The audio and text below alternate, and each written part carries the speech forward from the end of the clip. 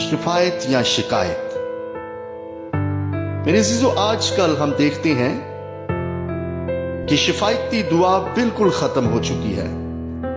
हर इंसान को दूसरे इंसान से शिकायत है।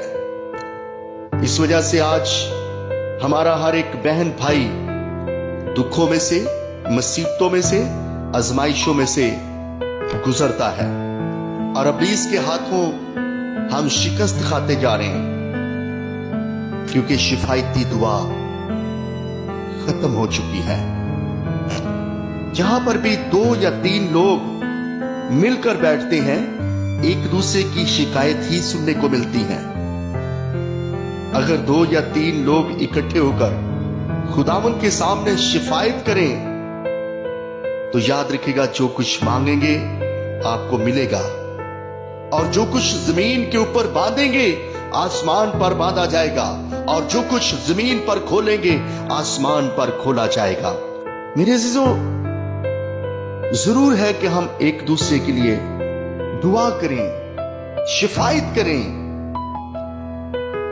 मुकद्दस पौलुस रसूल तीमुथियुस से कहता है कि मैं तुझे अपनी दुआओं में याद रखता हूं, यानी वो उसके लिए दुआ करता है, उसके लिए शिफायत करता है। फिर उसके बाद जब हम फिलेमोन की तरफ देखते हैं तो मुकद्दस पौलुस रसूल उससे भी कहता है कि मैं तुझे अपनी दुआओं में याद रखता हूं, तेरे लिए शिफायत करता हूं, तेरे लिए प्रेयर करता हूं।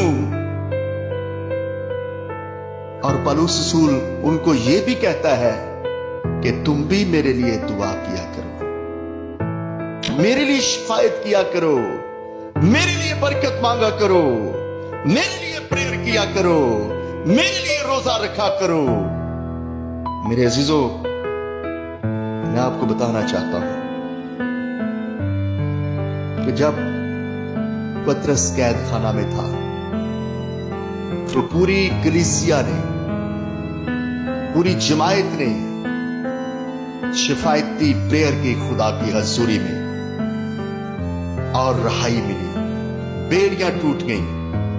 आइए हम मेरे अजीजों एक दूसरे के लिए दुआ करने वाले बने, शिफायत करने वाले बने, ना कि शिकायत करने वाले बने।